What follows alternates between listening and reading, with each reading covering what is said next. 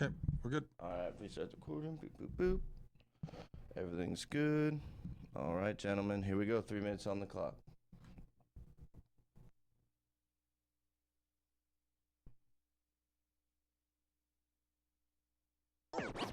It's We'll See About That with World Series MVP Ron Cey. Hello, everyone, and welcome to We'll See About That. Ron Cey here with Mike Gary and Corey Marino. Mike is working from his home today, and Corey is handling the board. So we've got a lot of exciting things going on this week. March Madness has reached the Sweet 16. Baseball, Major League Baseball is underway. The Lakers are playing extremely well. How do you see the Lakers, Mike, at this point? How do you like them? As someone that was very disconsolate over the Lakers for this past couple of years, to see the way they've been playing, to see the joy they've been playing with, and to see LeBron James really embrace, his role as kind of the third guy, I'm going to say it right now, fellas. I think these guys can go deep into the playoffs. So they're sitting number 3 right now? Number 3, there's about 8 games left as we're recording this. And, I think that Luka had 34 last night on 50% shooting. Austin Reeves, 25. LeBron, 22, 9, and 10. And they're starting to play a little bit of defense, and they seem to be happy with one another, which I think is a good thing. Yeah, that always helps when you get along together, and when you win, usually it provides a pretty good atmosphere in the clubhouse. I just recently saw here that Alex Ovechkin scored his 1,000th goal of his career, and I remember, first watching hockey and getting kind of familiar with, the records and everything, and Gretzky's number of goals here seemed to be insurmountable at one point in time. Much like when you look at Jim Brown was the leading rusher in pro football, and Wilt Chamberlain, scoring leader in the NBA, and Babe Ruth, when he retired, he had more than twice as many home runs as anybody else in baseball. And you would think that, there's no way that anybody's going to catch these guys. But you know what? They've all been broken a couple of times. Amazing. Yeah, it's pretty amazing. 1,000 goals. It should be noted that Wayne Gretzky's overall point total, though, with all those assists he got, it's going to be pretty hard to beat. And Alex Ovechkin's a really good friend with Vladimir Putin. And I don't know if I care for that too much. Yeah. Anyway, we've got a lot to talk about. I'm really excited about March Madness too, both men's and women's, getting right up to it. And we're gonna take a quick break, and we'll be right back with We'll See About That right after this message. Stay tuned.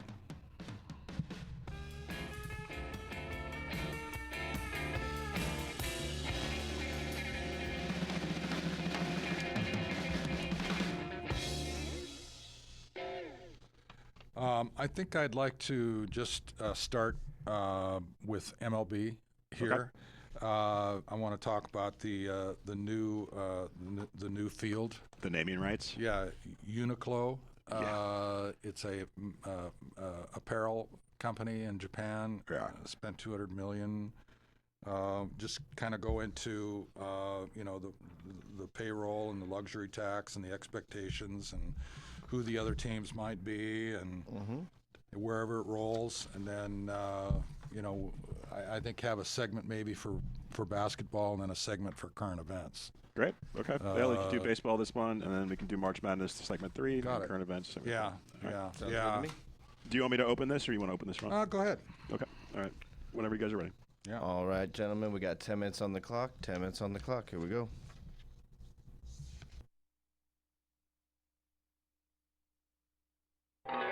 They still call me the Penguin. All right, we are back, you guys. You're listening to We'll See About That with the legend, the champion, the MVP, Mr. Ron Cey. And just a reminder that Melissa's Produce is a proud partner of We'll See About That. Be sure to use Ron's VIP code RONCEY when checking out at melissas.com.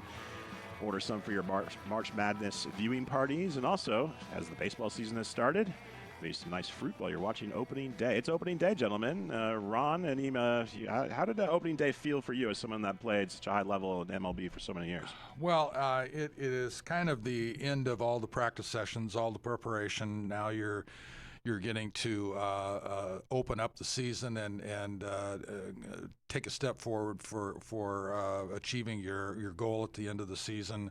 So it's a special day. It's a home opener. It's a very exciting game. It's not just another game. It's a brand new season. Everybody starts from scratch, and the atmosphere is pretty electric. You probably get to fly over, and you get the fans pretty excited about celebrating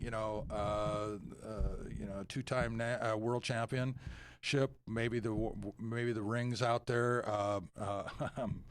Magic Johnson throwing out the first ball. Of course he is. And we have a new field at Dodger Stadium, and it is called Uniqlo, and it is a Japanese apparel company. The price tag on that representation is $200 million, and I don't know the rest of the agreement, other than that's a hefty price to pay for naming of a field. I think the Dodgers took advantage of that, so it's going to be Uniqlo Field at Dodger Stadium, and it is named, I think, right behind center field. So you will see a big sign up there with that right above the center field stands. So anyway, that's unique, and of course, the Dodgers are coming into the season with a $400 million payroll plus. Paying luxury taxes that they don't seem to really even blink an eye at. There was an acquisition over the winter, and they brought in Kyle Tucker. Kyle Tucker cost them $240 million. Almost the naming rights. Yeah, almost. Well, here's where it kind of hurts. This is where the luxury tax comes in, and he personally is costing them $125 million alone. Okay, now I have a hard time coming to terms with that because that is $5 $25 million player salaries possibly, and those are stiff, and those are guys who don't even get to play. Okay, so there's no help there.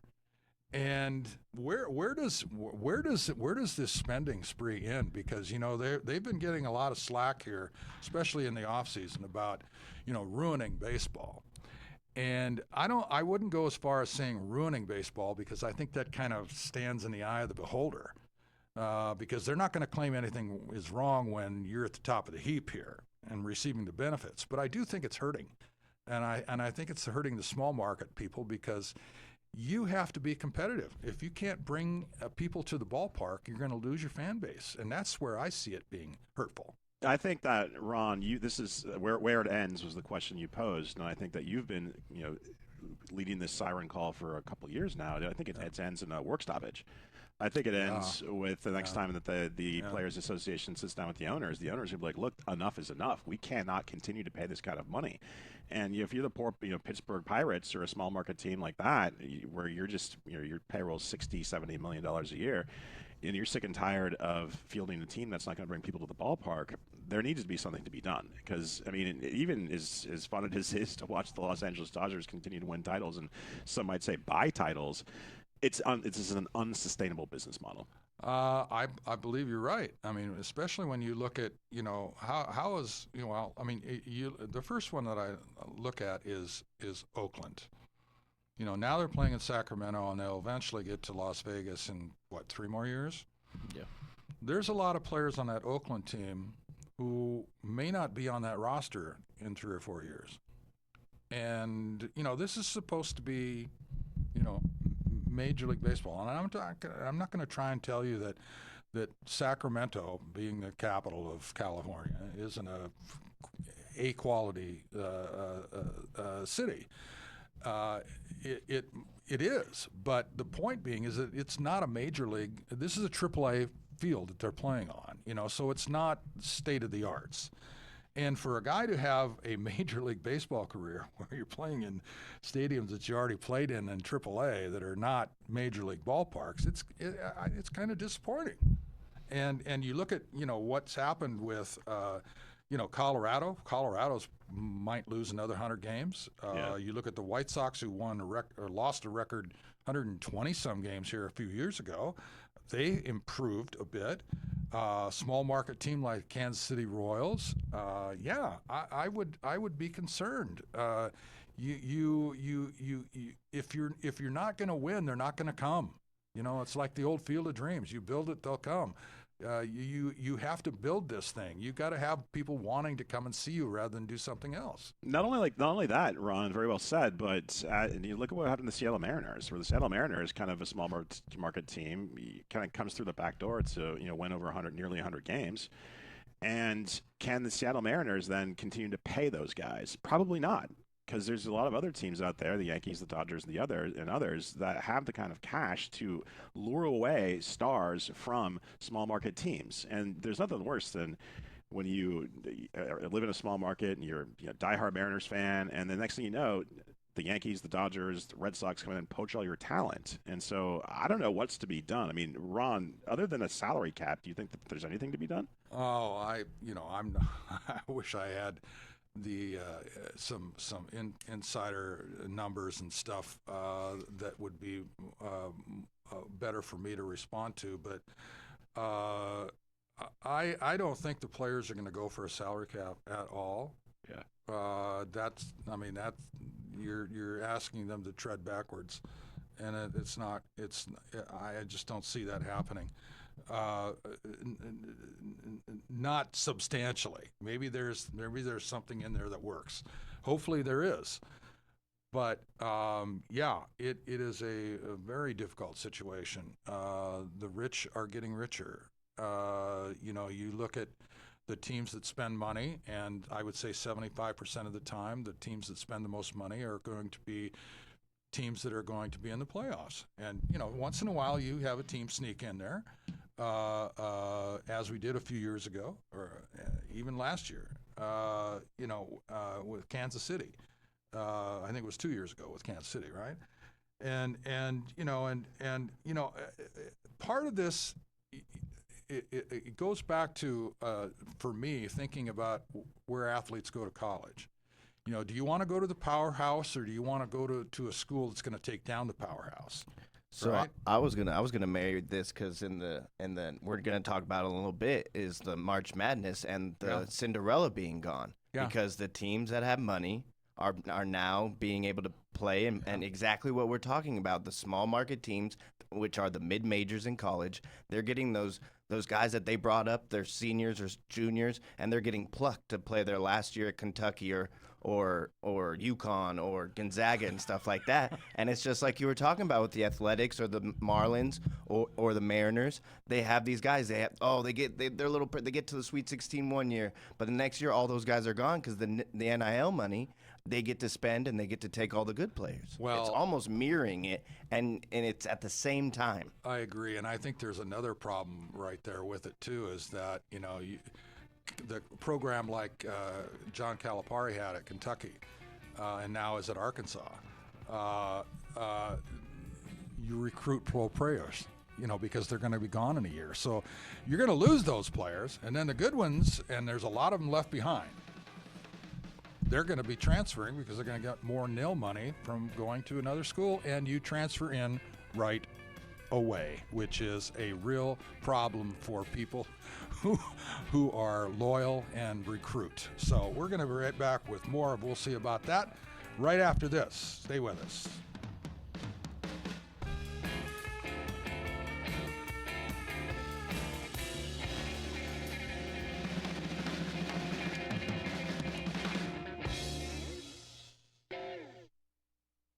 Very well done. Okay. Nice, So we want to continue with March Madness, or we want to finish with? Can we just do a little bit about baseball? Can we just do a little bit more on baseball? I want to kind of get you guys' prediction on over/under whether or not the Dodgers are going to win 105 games, and then we can kind of transition to March Madness. That's an awful lot of games. It's a lot of games. Well, they had 98 last year. The most underreported story in all of sports right now is that the Washington Wizards have lost 17 games straight. Really? 17 games in a row out of an 82 game schedule. Can you imagine that? Can you imagine that's like that would translate to like losing 35 games in a row if you're an MLB team? It is. Yeah, it's 2-1. Yeah, it's the Wizards 2-1 race. So yeah, it's about 35 games. And the Pacers have won. The only team they have beaten in the last 19 games is they've beaten Washington twice. Yeah, And the so Pacers. without Washington, they both lost 17. The Pacers have won 16 games this year. Has It's insane. how did that happen? Is Halliburton? He's not even. No, he took the year off because of the Achilles. Because it was so is late. Sabonis? No, Sabonis, not Sabonis. There was another play. Oh, Siakam. Yeah, he's playing pretty good though, right? He's playing. He's fine, but he can't hold. carry. He can't hold a team like that. That's the problem with you see something like that happen. And you say, oh my God, this guy's averaging 30 points a game. Well, it's because the workload just went to him. The next highest guy's averaging 12. Yeah, and it's too much of a burden because this guy wears himself out trying to score all the points, so he can't play defense as well, and everybody else stands around and watches, and so you don't win. Yep. Yeah. Yep.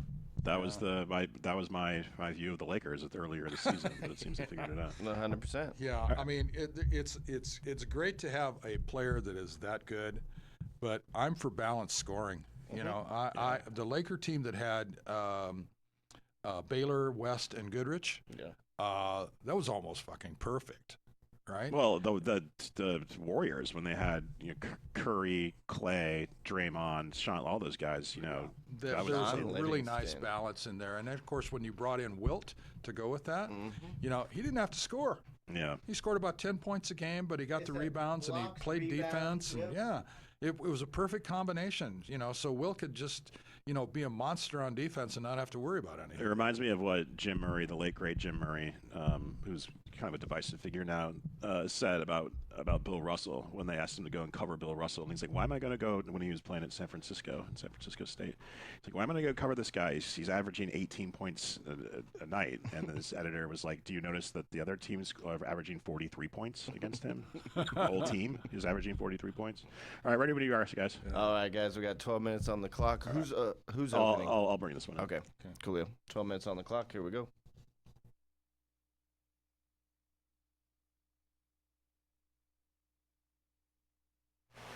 Hello, Ron Say. All right, we are back. You're listening to We'll See About That. Thank you so much for listening. If you're listening to us as a podcast, we appreciate that. Give us a like, subscribe, and review. And thanks to all of our great terrestrial stations out there, including a new one out there in Hawaii. Shout out to you guys. Hope you guys are having a good time out there in Hawaii. Wrapping things up with baseball here, fellas. The $400 million Los Angeles Dodgers, two-time World Series winner in a row. They are projected to win 105 games, according to very many smart people out there and degenerate gamblers. Do you guys think that it's over/under 105 wins for the Dodgers this season? I'm gonna go with under. That's an awful lot of games to win. I don't think they're gonna need to win 105 games, and I'm not so sure that the competition in the West is gonna challenge them much. So I don't think 105. Corey? I say we turn full heel, and everybody wants us to win and win all of it and just three-peat and ruin baseball. So let's go 120. Oh my God! Here we go. I'm gonna go one. That's a hot take, and I love that, Corey. Yeah. Love you. That's why you're my boy, Corey. But I'm gonna go. I'm gonna go. Speaking of the Seattle Mariners, I'm gonna go. I think they're gonna win 118 games. Wow. But I think they're gonna lose in the World Series. Oh. To the Mariners? Well, I'm not going to go that far yet, Okay. but I think it's going to be a situation where we it's can going to be. afford to play it out a little bit. Yeah, exactly, We're in yeah. Game one here. Not even. Opening week. I'll lay the baseball cards on the table here, you know. Before we get past that, it is opening day. Do you have a lot of people are talking? Do you have any? Do you not like that all the games are played like they played the Yankee game yesterday, and they're not all played during the day at one time, and some people aren't even playing tomorrow? Do you think it should be opening day and everybody should play on the same day? Well, the Cincinnati Reds used to open up opening day pretty much alone for years and years and years. And the reason why it's opening up earlier, because we never started our seasons till probably the first week, maybe first 10 days in April. And that was because we didn't have as many playoff schedule runs at the end. The weather was another issue. Now, because you have an extended number of games to go through, you got the wild card round, and you got all these other rounds to go through. And if they go the limits in each one of them, then it pushes it out. They're playing to November now. November 1st. You're starting March something, and so you're starting 10 days in advance. And usually they tried to put those early season games into domed stadiums or places on the West Coast where the weather would most likely be a little bit better, or Florida or Arizona. Something was in the southern regions. And so, all of that's changed. And I don't really mind the fact that that you have a kind of a designated team that starts it. It's kind of been the old rule, but everything in baseball is different. Now we also have the challenge rule for balls and strikes that's coming into play, and each team gets 2 per game, and as long as you win, you get to keep them. But if you lose one of them, then if you use up your 2, then you're done. And so strategically, it would probably be a good idea not to use the first pitch of the game to challenge, right? Save it maybe for later when you've got the bases loaded like they did in the one of those World Classic games where you've got a challenge left, right? And they didn't have it available for that game. But that clearly would have changed that, because I think that would have been ball 4 on that guy, right? Yeah. So, there's so many things that go sideways when things aren't in place, and we'll see how it goes. But all you do is have to either tap your cap or acknowledge the fact you want it to be checked, and they check it live, right on the spot, so you get an instant review. And I think that might be interesting to the fans. Yeah, I think it's going to be great. It was funny because the opening day was on Netflix, and the first time ABS was used, they were in the middle of an interview with the San Francisco coach, because he's the first ever coach hired right out of college and all that. Right. And so they missed the whole interaction. And so the first ABS thing ever happening wasn't even recorded. Can we stop with that? Can we stop with these sports, MLB, NBA, so on and so forth, doing opening day? They're really marquee games on Netflix, on Amazon. Can we keep it actually on an actual network? I mean, even a cable network, ESPN for that matter. Because so many people I know did not watch the game because they did not know where to watch it. Yeah. Well, I heard some different views too, and of criticism. You cannot hype a broadcast like football and basketball, because baseball is a controlled emotional sport. You have one guy hitting, you don't have 4 guys running out for a pass, and it's all action and the crowd's roaring. And basketball, it's you have so many random plays that what if this guy would have gone left? What if he would have gone right? What if he would have? It all happens so fast.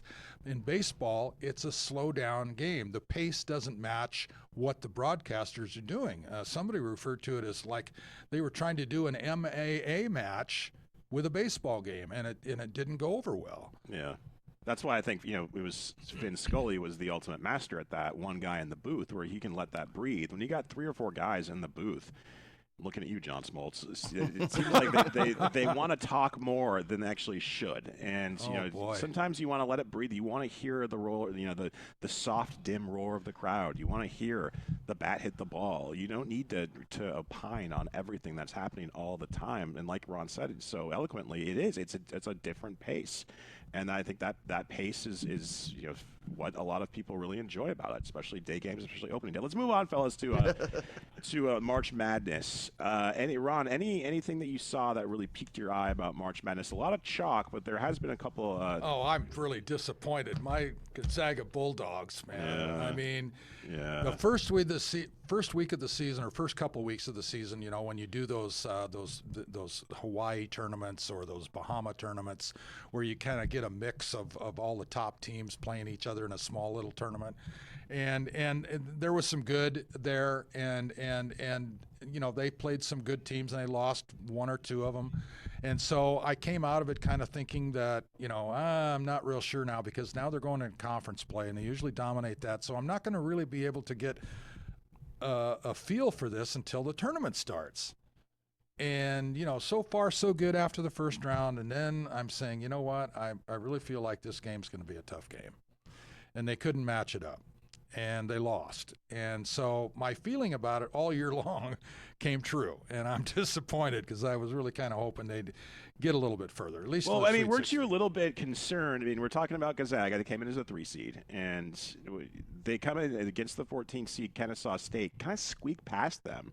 A little bit closer than the eye test. They only beat them by 9 points. And then, of course, what Ron is lamenting here is Gonzaga goes and faces an 11th seed Texas, who beat BYU in the opening, 11-6 in the opening round, and then comes in and beats Gonzaga. 11th Texas beats number 3 Gonzaga, and that made Ron very sad. Yeah, it did. But, there was a game earlier played that Gonzaga matched up against Michigan and just absolutely got demolished. And that was the one that really kind of threw me down the hole. Okay, one loss, yeah, but if you'd lost by 10 or 12, I would have said, okay, there's room for improvement here. But 40 points, that's a bit much. And then they lost a conference game to a team they shouldn't have lost to. The team was just, brutal. They won like maybe 10 games all year long. And then we get to the tournament, and there were some other games in conference that were closer than others too. So that gave me concern. But they're not the only one who fell. Defending national championship champion, number one seeded Florida lost, and it was really a great game, and it was a great comeback to win. But Iowa really played great. Those are the two big losses, and of course, North Carolina lost a game, and their coach got fired because of it. So there's a lot of volatility out there, but the number one seeds. Arizona, Michigan, and Duke seem to be rolling along pretty good.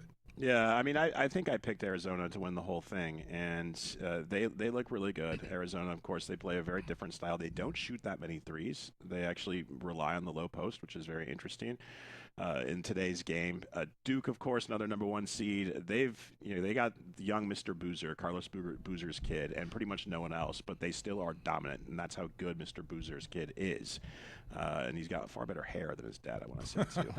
But as we mentioned, Texas is the only kind of Cinderella team so far left in the tournament. They're going to face off Purdue, and Purdue has looked very, very tough, a very physical team.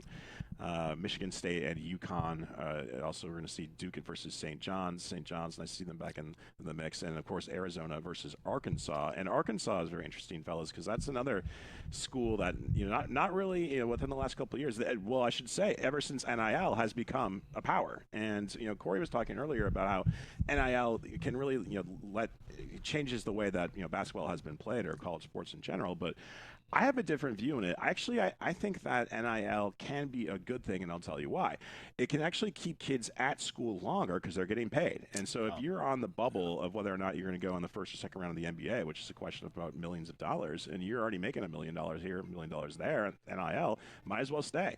And also, I think it's going to spread talent out because, listen, keep in mind Arkansas. Arkansas, they got only a couple NIL money to spend, but they can spend it on one or two guys rather than a bunch of guys on Duke sharing a bunch of NIL money. So I think personally, NIL, I'm not a fan of the transfer portal, but I think NIL can change the game a little bit for the better. That's one man's take. All right, you guys, we're running out of time in this segment. We're going to come right back, and we're going to talk a lot more about the news of the world, sports of the world, so on and so forth. Happy opening day to everybody out there.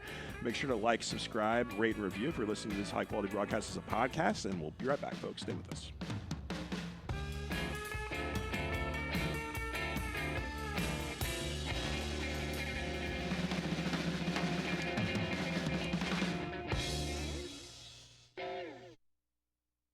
The fact that we're mentioning opening day soon here, because our broadcast goes out on Saturday.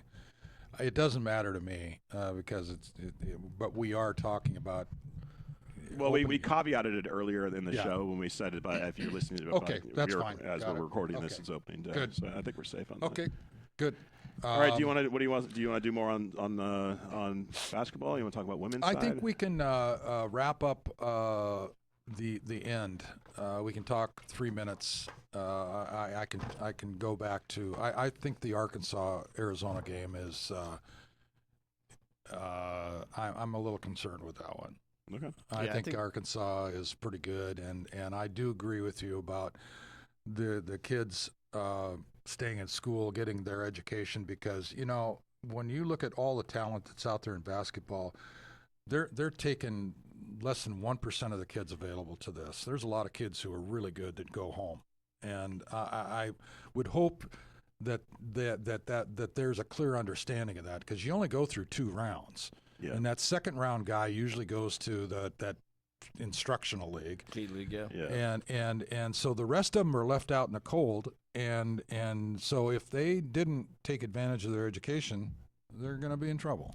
No, yeah, a lot of them end up playing overseas. It's an option, but there's I just would hope that that they take advantage of this opportunity always. I think you guys are 100% right. I just think the only downside to it is the Cinderellas will go extinct, because Kenshaw, even if Arkansas has less than Duke, which has less than UConn or whatever, Kenshaw State or Old Dominion can't keep their best player. They were talking about the mid-majors. But I think that's transfer. That's transfer portal stuff more than NIL, I would say. I don't. But I'm saying, like, Kenshaw State, the sophomore they got them to the Sweet 16. Right.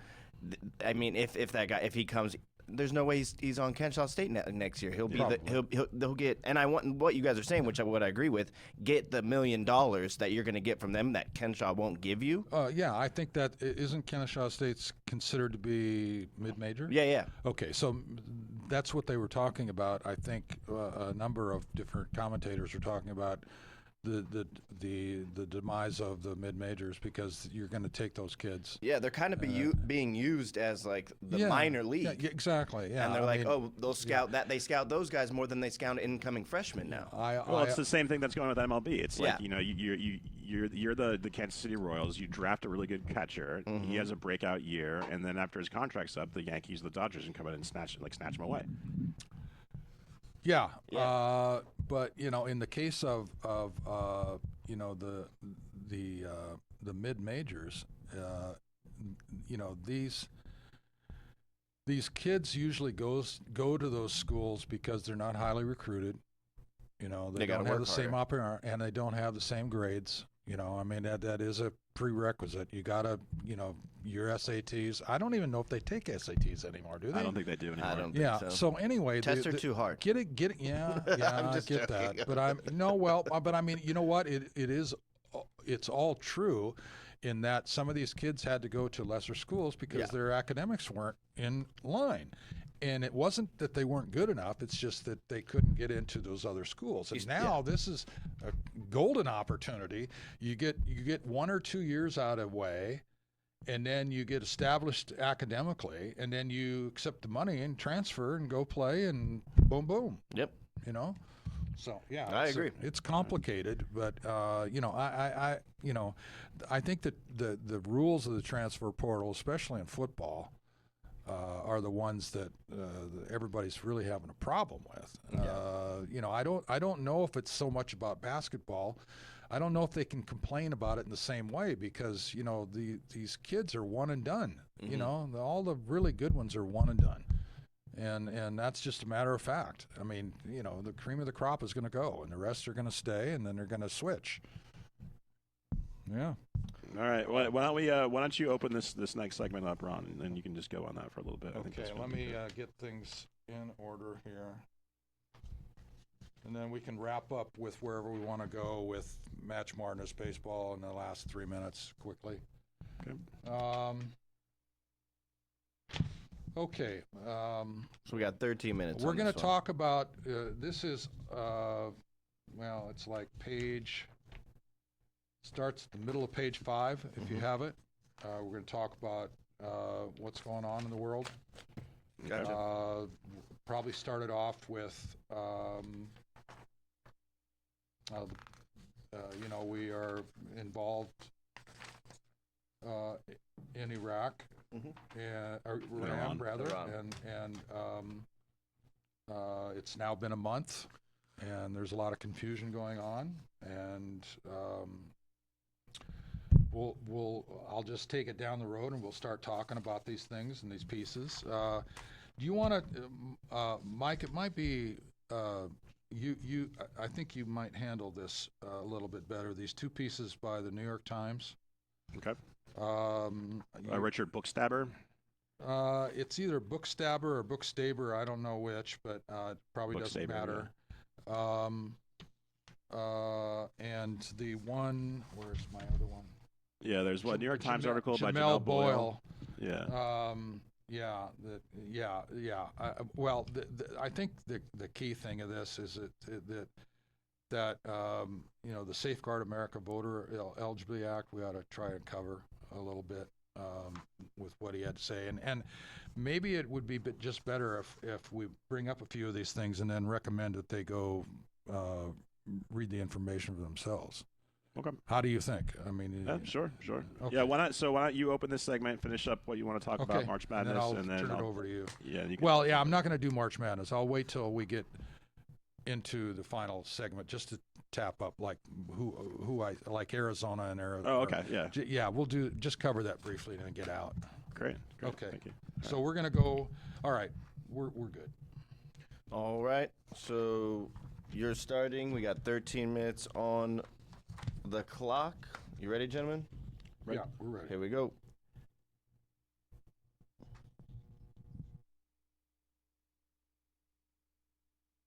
The fans are rooting for the Dodgers. Okay, we are back with We'll See About That. Ron Cey, Mike Carey, Corey, handling the board. In the past month or so, current events have taken front page, and you're all well aware of what's going on in the world and our participation in Iran. Lots of confused people, lots of things going on that we're not really sure of or have been informed well enough about. The previous week we had former retired Brigadier General Peter Zwack with us, who kind of updated us on the current events in the world and what is taking place. And here currently we've been involved now for 1 month. And I think it's all confusing to us because we were under the impression that the nuclear capabilities were destroyed here a couple of months ago, and not only destroyed, obliterated. Obliterated, I think, is the key word. And since we got re-involved with Israel to take out the supreme leader, we have now gotten issues that stem in the Straits of Hormuz. And we were told that the Navy had been destroyed. Looking at it from what I just said, it seems like we did not get the truth about the nuclear capabilities being destroyed, because otherwise, why did we go back in? And if the Navy had been destroyed, why are we asking other countries to come in and help us, those countries that we tariffed incredibly high, NATO countries? In retaliation, Iran has hit the military facilities in any number of countries in the Middle East, and we didn't even bother to tell them, nor our people, nor the Congress, that we were going to do this. And they probably got involved in something they probably shouldn't have or didn't want to. To me, this is unbelievable. This is a war of choice. And the Pentagon just recently asked for $200 billion to fight this war. And the president declared the war over with after 1 day. It's currently going to cost $1,400 per American family to proceed, and I I don't know if I can explain this. Can you? I cannot, because the case being made was never made to the American people. And I mean, you were very succinct in laying that out, Ron, that the whole auspice apparently from the administration was that it was a preemptive strike in order to stop Iran from attacking us, and i.e. attacking us with some sort of weapon of mass destruction. But however, the last time we did this a couple months ago, the administration said that Iran's nuclear capabilities, as you said, were obliterated. Gentlemen, I was out yesterday, and I saw at the gas station at the corner of Figueroa and Colorado that regular gas was $6.68 a gallon. Ooh.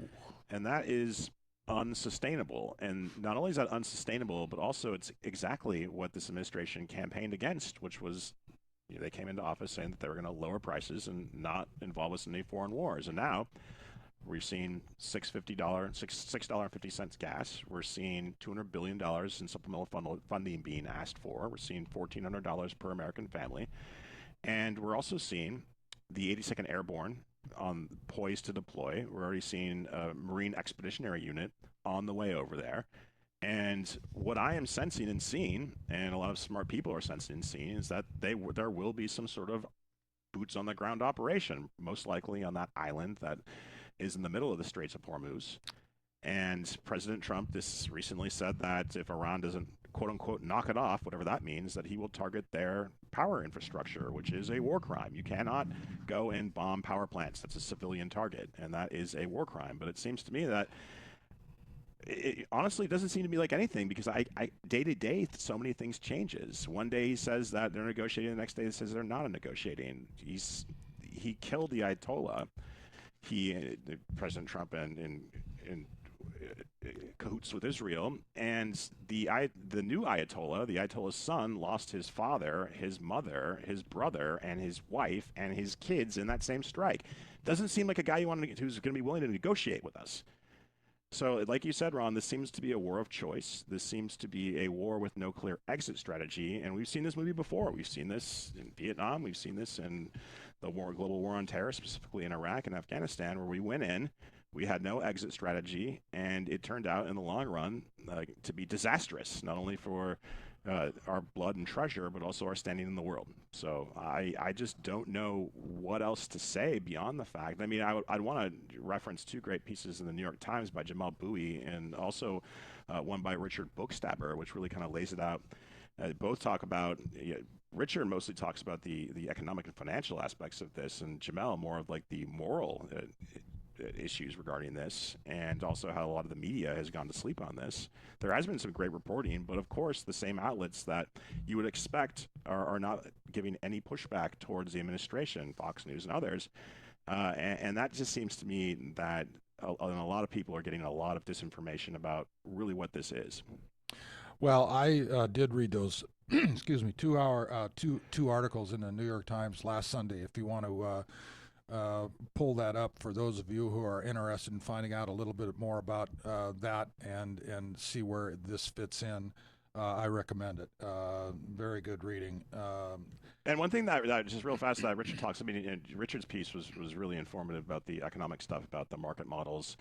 Right. One thing that is really making me want to pull my hair out is I read President Trump the other day said something that's to the effect that the negotiations were underway. It's a cooling statement, you might say, which made the markets react. Markets reacted, oil fell a little bit, and the S&P gained a lot. And then I find out that that right before that statement came out, there was an oil futures trade to the tune of $580 billion. And everybody knows that when the president says anything when it comes to foreign affairs, even domestic affairs, that moves markets. I cannot trust this president or this administration to not make statements that seem to me to benefit someone's bottom line, specifically the president and specifically the president's inner circle. Well, I think that's even more important now that you guys read those two articles. This will give you some detail and perspective on what's currently happening. It was reported that the administration after the bombings and everything, had taken the tariffs off of the export of oil from Iran. And during this period of time, we mentioned last week also that Russia had benefited to the tune, in a very short period of time, $10 billion. I don't know who's crunching numbers or what kind of strategy you're running, but it simply allows Russia and Iran to further enhance their war chest. And I honest to God, I saw some people write some articles like, who devised that plan? Are you trying to strangle them? Or are you, what's going on? It doesn't make any sense. And not to say that any of this makes any sense, but that, to me, I think you could probably get a first-year college economics student tell you that that was probably not a good move. Yeah, it very much seems like that decisions are being made with no forethought of the long-term consequences, or even the short-term consequences for that matter.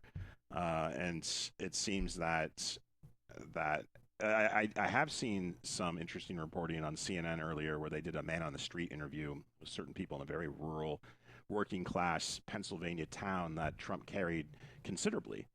And there was a woman in very colorful language said that she felt completely duped by President Trump's second-term agenda, where he was swept into office under the promises to lower prices. And prices, of course, are still high, because if oil goes up, everything goes up. If the groceries you get at the grocery store are going to be more expensive because it costs more money to farm the produce and then bring the produce to market. And this is going to be a lot of long-term ripples in the pond. And I understand politically that this can be a little bit disastrous for the president. And I just don't think we can wait this long till the midterms with the prices where they are, the gas prices where they are, and continue to go up. So, I mean, I don't know. I don't know what we're going to do, Ron, other than hope for some sort of cooler heads to prevail. And the bond market's the one thing that I think the president pays a lot of attention to. But I'm getting a lot of 2003 Iraq war vibes, and I'm also getting a lot of 2008 financial crisis vibes as well. Yeah, well, I think it's rightfully so. You're disrupting everything, and this is once again difficult to preach. But for those people who did support the president and what he ran on, this is happening before your very eyes, and we didn't stop any. He did not stop any wars.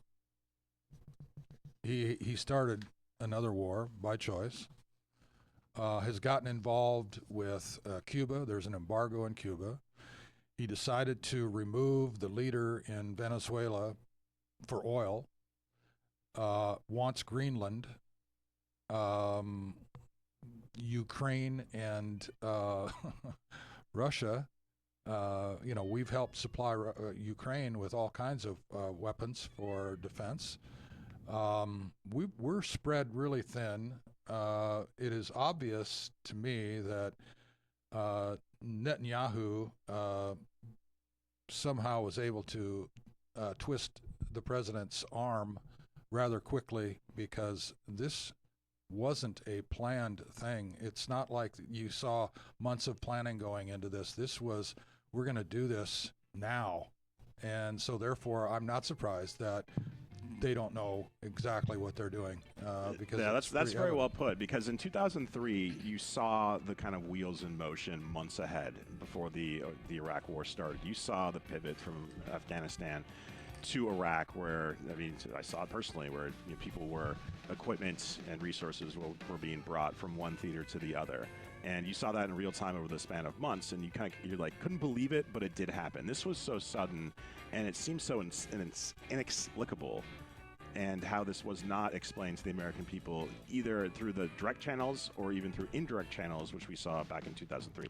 Stick around, you guys. There ends our political movement for the Ron Cey Show. We'll see about that with the Legend of the Champion MVP, and we'll be right back. Stay with us.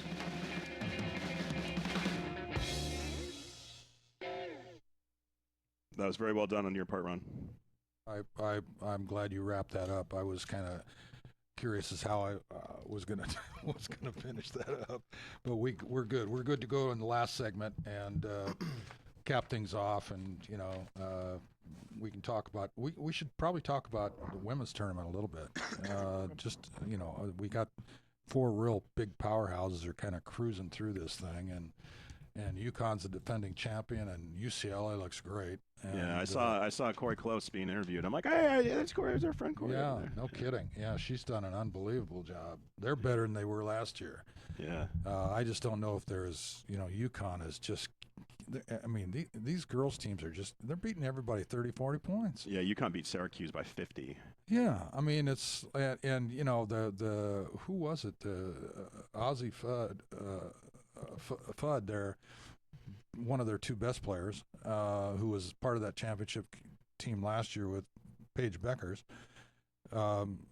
She didn't even play the 4th quarter, and she had 34 points. And these weren't gimmies.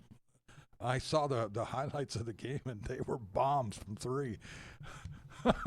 Yeah, I was disappointed. I mean, even though it was an 8-9 game, I was disappointed to see Iowa State get bounced by Syracuse, because Audi Crooks, who is like, she's such a fun player to watch, and just so not what you see is like the standard athlete. No, I mean it's like it's an illusion almost. It's like, wow, how does this person this size go out there and do the things that she's doing? But I don't know if you also had a chance to see Florida when they inserted their 7'9" guy. Yeah. The 6'9" guy next to him. Yeah, it's like, hey, you're really tall.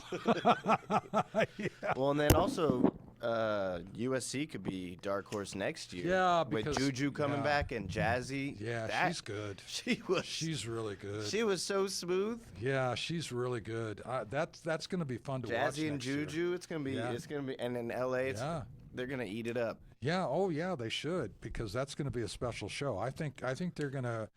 I think there's a real good chance they'll make a big rebound off of this. Because I think UConn's losing their players, and South Carolina's losing theirs. I don't know how Texas looks, but UCLA's Betts is a senior now, isn't she? Yeah, I think so. So there's going to be some changes, maybe a little bit.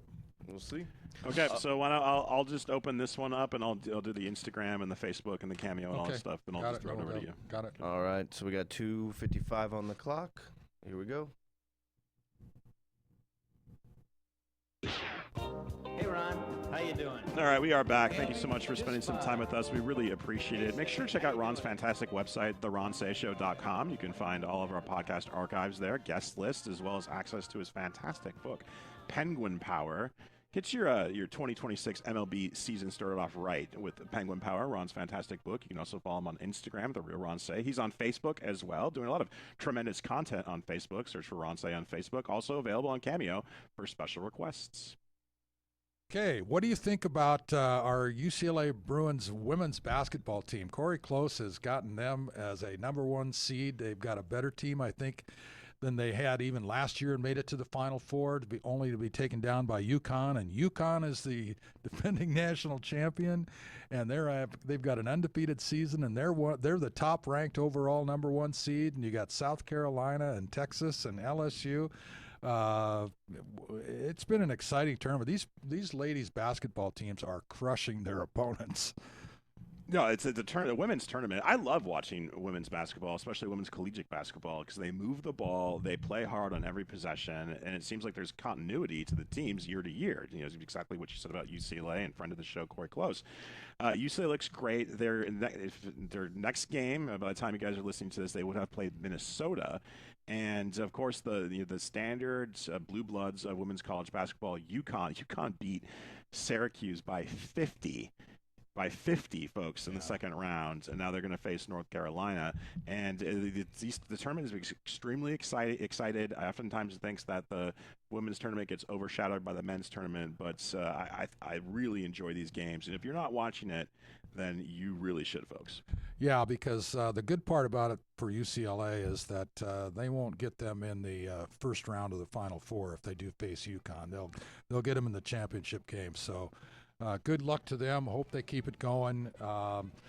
My Arizona team has got a tough game against Arkansas. I'm kind of concerned about that one. I think Arkansas is better than most people give them credit for. But anyway, it's a very exciting time for college basketball. Baseball season is opening up. Dodgers going to defend their two-time world championship and all the other great stuff that goes along with it. The pro basketball season is winding down, so plenty of stuff to watch. Hope you guys have a great weekend. Please join us next week with We'll See About That. Thanks for joining us.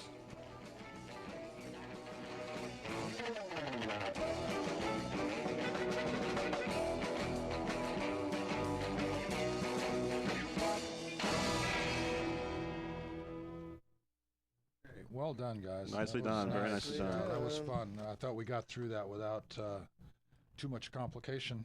Yeah, that was actually, I was very happy because usually I don't like doing these shows remote.